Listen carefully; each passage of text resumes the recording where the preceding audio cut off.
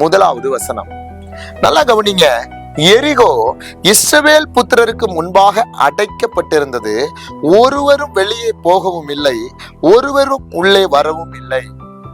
நல்லா கவனிங்க. எரிகோ, இந்த எரிகோன்றது என்னன்னா பாருங்க, ஒரு அடைக்கப்பட்ட பகுதி, அப்படின்னா ஒரு தடை. இன்னைக்கு நம்முடைய வாழ்க்கையில பாருங்க, அநேக தடைகள். உங்க வாழ்க்கையில நீங்க எதை செஞ்சாலும் தொடர்ந்து தடைகளை பார்த்துட்டே வர்றீங்களா? பாத்தீங்களா? உங்களுக்கு எரிகோ என்ற அந்த பாருங்க, அந்த தடை உங்க வாழ்க்கையில இன்னைக்கு ஒரு மதிலா தான் இருக்கு. இன்றைக்கு அந்த எரிகோ இஸ்ரவேல் புத்திரருக்கு முன்பாக அடைக்கப்பட்டிருந்தது. அப்படின்னா அந்த எரிகோ பட்டணம் எப்படிப்பட்டதுன்னா, 4 புறமும் மதில்களால் நிறைந்த பட்டணம். அந்த மதில்களை யாருமே உடைக்க முடியாது. அந்த மதில்களை நம்பித்தான் அதுக்குள்ள இருக்கிற பட்டண வாசிகள் என்ன செய்தாங்க? வாழ்ந்து வந்தாங்க. ஆனா பாருங்க, நீங்க வணங்குற கர்த்தர், நானும் நீங்களும் ஆராதிக்கிற கர்த்தர் எல்லா தடைகளை உடைக்கிறவர். அல்லேலூயா. ஏன் அப்படின்னா, நீங்க நல்லா கவனிங்க. எரிகோ இன்னைக்கு இஸ்ரவேல் புத்திரருக்கு முன்பாக நல்லா கவனிச்சு கொள்ளுங்க, அடைக்கப்பட்டிருக்கு. ஆனா தடைகளை உடைக்கிற கர்த்தர் அவர்களோட தான் போறாரு. அல்லேலூயா. அவர்களோட தான் பிரயாணம் பண்றாரு.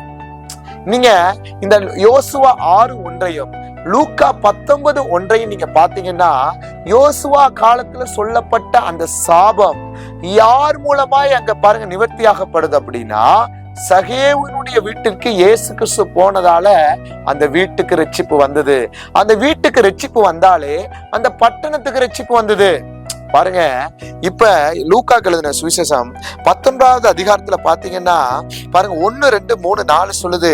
அவர் எரிகோவில் பிரவேசித்து அதன் வழியாக நடந்து போகையில் ஆயக்காரனுக்கு தலைவனும் ஐஸ்வர்யவானுமாய் இருந்த சகேயு எனப்பட்ட ஒரு மனுஷன் இருந்தான். இயேசு எப்படிப்பட்டவரோ என்று அவரை பார்க்க வகை தேடினான்.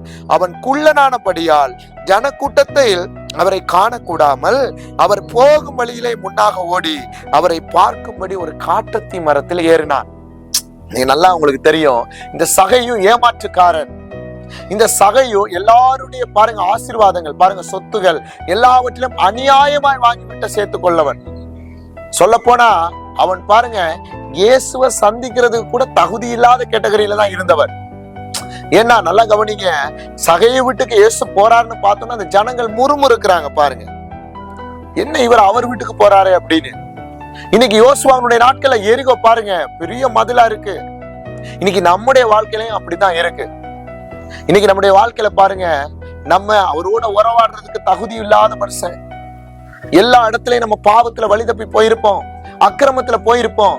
ஆனா எனக்கு ரொம்ப ஆச்சரியம் என்னன்னா, அவர் எரிகோவுல நடந்து போகையில இவனுக்குள்ள ஒரு